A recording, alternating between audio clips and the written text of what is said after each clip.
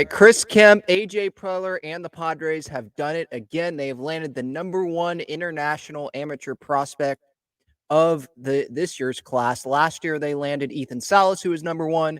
This year they land Leodalis De Vries. Hopefully I'm pronouncing that name correctly, but that just came down today. Padres fans who have been dialed into this on social media and they've seen some of the videos of, I think he's called Leo De Vries. We know that he is talented. Shortstop. I think he's 6'2". We know that this day was going to come. He had posted a lot of stuff on his Instagram with a bunch of Padres stuff on. I mean, you see in this picture here, Padres hat, Padres shirt. He was in a Peter Seidler shirt, as you can see on the thumbnail of this video, and you'll see on social media as well. He is in the PS Peter Seidler with a heart shirt. So I'm sure that will immediately make Padres fans pretty happy with him and already make him a favorite in their hearts. But yeah, he was there with AJ. We know where AJ is. He was there in the Dominican Republic, I believe is where that was. Chris Kemp, who is the international scouting director, I believe that's one of his titles. Yeah, so on the Padres website, Vice President, Amateur and International Scouting, Chris Kemp. So he's done a great job, obviously, of landing Ethan Salas, landing Leo De Vries here. I mean, there's so much background and so much work that goes on here. I mean, these guys are so young. Leo is 17, I believe.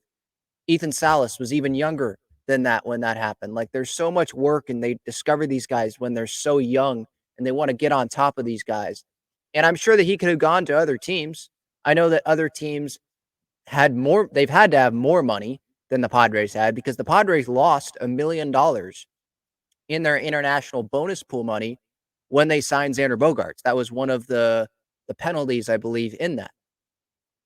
Reading here from Jeff Sanders in the San Diego Union Tribune that says the team lost $1 million of its bonus pool for signing Xander Bogaerts, the recipient of a qualifying offer last year, but still was able to secure its top target. And reading on MLB.com, he is the #1 international prospect.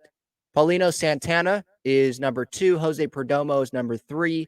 Fernando Cruz is #4. Adolfo Sanchez, #5. A few of those are shortstops, including obviously Leo De Vries, 6'2", 175. His dad played for the Dominican national team.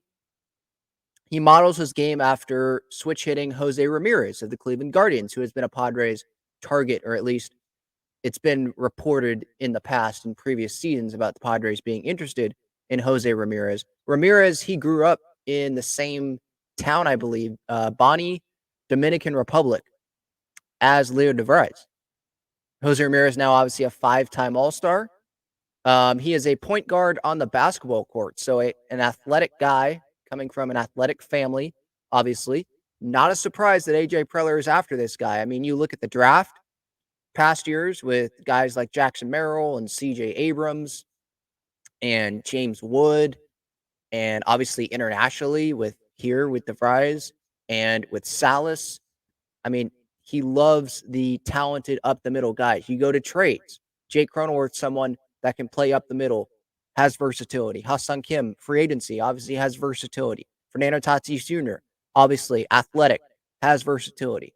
A free agent target like Manny Machado. I know he was there to play third base. Obviously, he's still here to play third base, but he grew up playing shortstop.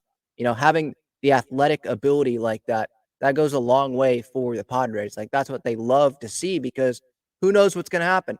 They could move to different spots. Usually players that play up the middle can move to different spots, where if you're a corner guy, I'm not saying that you're not, welcome on the Padres. That's not what AJ Preller is going to say, but you're probably less likely to have the ability to have as much versatility and then as much value sometimes, unless you're like really good offensively, as someone that can play multiple positions, can shift to a corner from the middle because of their athletic ability.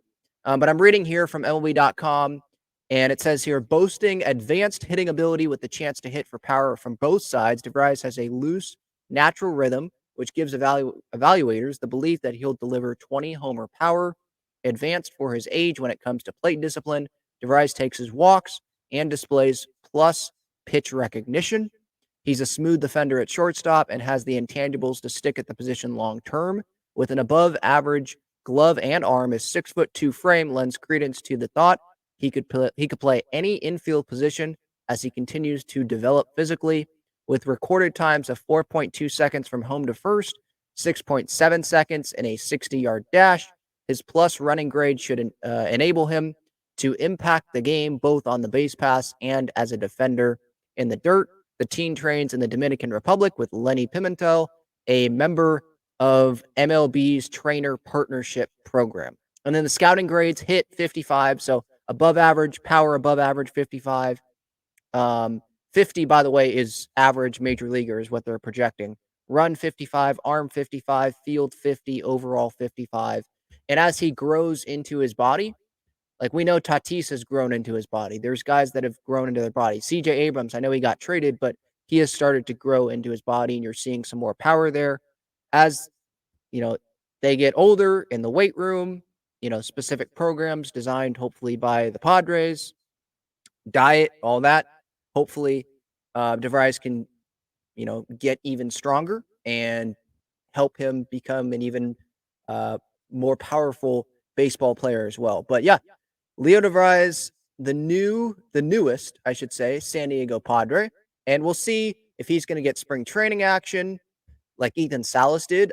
I assume if Ethan Salas was able to get playing time as a 16, 17-year-old, I think he was 16 at the time, 16, 17-year-old at spring training. I know it was for one game at the end, catching for Ryan Weathers and getting a couple at bats.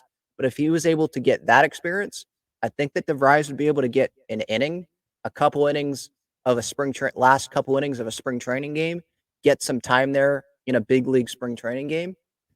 I I don't see the downside in that. So I'm going to be interested in seeing the development of this guy. Where does he start? Does he get up to double A? Is he high A guy? Is it more, let's just stick in Lake Elsinore?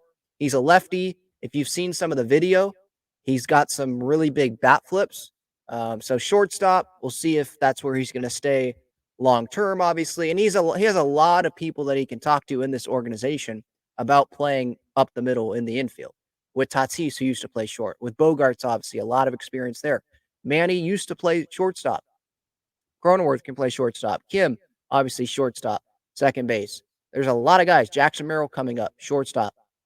A lot of shortstops in this organization that he can talk to. So it's going to be interesting to see the development of this guy. The Padres, the bonus pool money, they gave him $4.2 million, I believe, is the number.